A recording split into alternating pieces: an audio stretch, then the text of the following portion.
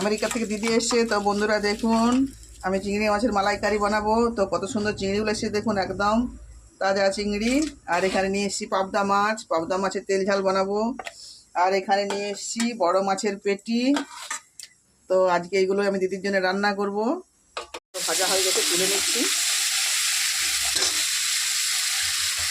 তার মধ্যে তেল মিশিয়ে তেজপাতা ফোড়ন দিয়ে এর মধ্যে দিয়ে দিচ্ছি মশলা। এতে আছে আদা, পেঁয়াজ, টমেটো আর শুকনো লঙ্কা দুটো বাটা। এটা দিয়ে প্রথমে কষিয়ে নিচ্ছি। এর মধ্যে দিয়ে দিচ্ছি হলুদের গুঁড়ো আন্দাজ মতো।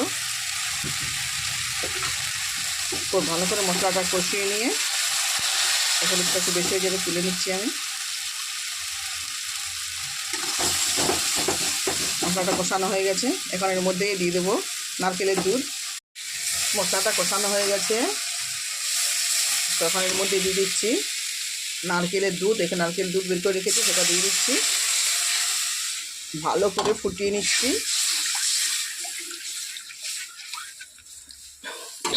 এর মধ্যে দিয়ে দিচ্ছি ভেজে রাখা চিংড়ি মাছ।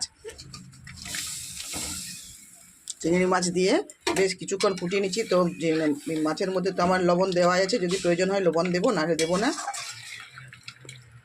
খুব ভালো করে মাছটা কিছুক্ষণ ফোটাবো, তারপর নামিয়ে নেবো। দিলে রেডি হয়ে যাবে চিংড়ি মাছের মালাইকারি। মালাইকারি রেডি হয়ে গেছে, এখন ঢেলে নিচ্ছি।